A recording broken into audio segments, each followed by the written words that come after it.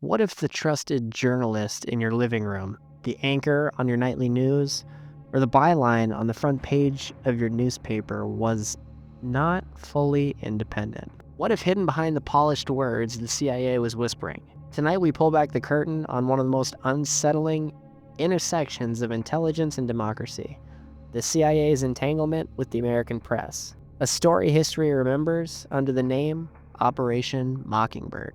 Welcome back to The Broken Truth. I'm your host, Garrett, and tonight we're not talking about spies sneaking across borders or Cold War gadgets hidden in pens. We're talking about the journalists, the people meant to hold power accountable. For decades, rumors have swirled that the CIA didn't just report the news, but made the news. Some of it's documented fact, some of it's entangled myth, and all of it forces us to ask, who really shapes the narrative we consume every day? To understand Mockingbird, we need to go back to the dawn of the Cold War. The Second World War ended with the United States and Soviet Union locked in a new kind of conflict, not over territory alone, but over ideas. The CIA was created in 1947, right as this ideological struggle began. Inside its shadowy offices, a man named Frank Wisner was tasked with something unusual, not gathering intelligence, but shaping opinion. He headed the Office of Policy Coordination, essentially the covert action branch of the CIA. Wisner saw information as a weapon. He spoke of building a mighty Wurlitzer, an organ that could play any tune, but instead of keys and notes, this organ used newspapers, magazines, radio programs, and even cultural organizations. The CIA could play the tune, and the world would dance. Through covert funding, the CIA supported magazines abroad like Encounter in Britain, cultural programs like art exhibitions and film festivals, and even student groups such as the National Student Association. At first, these operations were aimed overseas.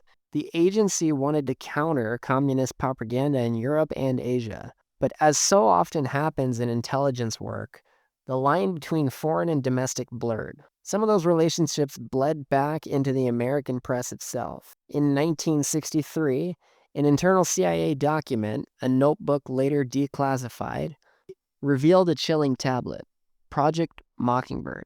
Inside were records of wiretaps on two Washington colonists, Robert Allen and Paul Scott. Why? Because they had sources inside government who were leaking stories that embarrassed the agency. Instead of investigating the leaks, the CIA turned its sights on the journalists. That's one of the few official times the CIA itself used the term Mockingbird. But the practices, manipulating and monitoring journalists, were broader. By the mid-1960s, investigative reporters were beginning to suspect something was off. The Ramparts magazine expose in 1967 cracked the first piece of the puzzle, revealing CIA funding of the National Student Association. This wasn't about espionage abroad. This was about manipulating voices at home. Fast forward to the mid-1970s. Watergate had shattered public trust. The press had exposed presidential crime. Congress finally decided it was time to investigate America's intelligence agencies. The result was the Church Committee, named after Senator Frank Church. Over a year of hearings, the committee uncovered assassination plots, surveillance programs, and yes, CIA ties to the media. In public testimony and in classified files, it became clear. The agency had cultivated relationships with dozens of journalists. Some were paid. Some traded information for access. Others believed they were patriots, helping fight communism by passing along stories or accepting assignments abroad under CIA direction. The Church Committee stopped short of confirming a massive centralized program called Operation Mockingbird. But the picture it painted was enough.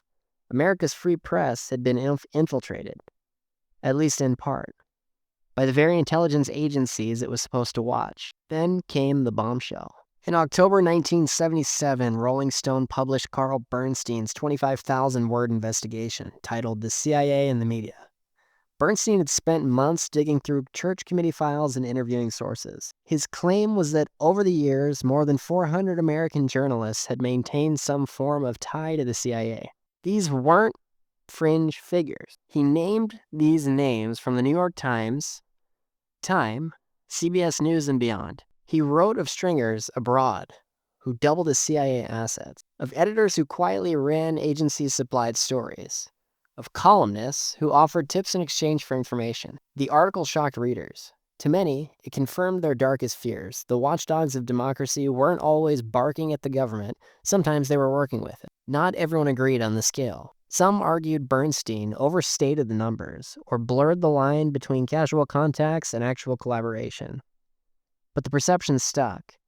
Operation Mockingbird had feathered its nest across American media. This is where the myth and reality of Mockingbird meet. What we know for sure is the CIA admitted to the relationships with dozens of journalists, confirmed by the Church Committee. CIA documents show Project Mockingbird wiretaps against at least 2 columnists. Covert funding of groups like the National Student Association and foreign publications is undeniable. What remains debated: was there ever a single centrally coordinated program called Operation Mockingbird that continuously ran for decades?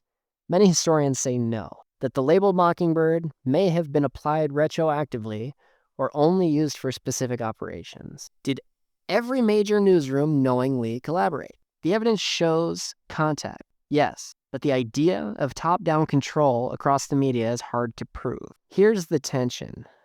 Conspiracy lore paints Mockingbird as a vast birdcage controlling the entire press. The declassified record paints something less centralized, but still deeply troubling, because even a handful of journalists on the CIA payroll undermines the idea of a truly free press. Mockingbird's legacy didn't end in the 1970s. Today, the battlefield of ideas has moved online. Governments run troll farms, bots amplify stories, algorithms shape what we see. In some ways, it's Mockingbird with new feathers. The difference is back then, the manipulation was hidden. Today, it's so loud that we sometimes can't tell the real from the fake. The reforms after the Church Committee did impose limits. The CIA was banned from directly operating domestically. Oversight was created, but the temptation for intelligence agencies to influence public opinion never really disappears. So ask yourself, when you see a sudden flood of stories on a single narrative, when the news anchors repeat the same phrasing word for word, is it coincidence or coordination? The history of Mockingbird reminds us that skepticism is healthy. This has been The Broken Truth. Tonight we traced Operation Mockingbird, from Frank Wisner's mighty Wurlitzer to the CIA wiretapping journalists to Carl Bernstein's expose that shook American media. The facts are chilling, the allegations even more so, and the blurred lines between truth and manipulation are exactly why this story matters. I'll link the Church Committee reports, the declassified Project Mockingbird files, and Bernstein's original article in the show notes. Read them yourself, don't take my word for it. And if you want to keep exploring with us, head over to our website. Sign up for our email list and join the conversation on our social media by sending us a direct message. We want to hear what you think, because at the end of the day, the truth may be broken, but it's still out there.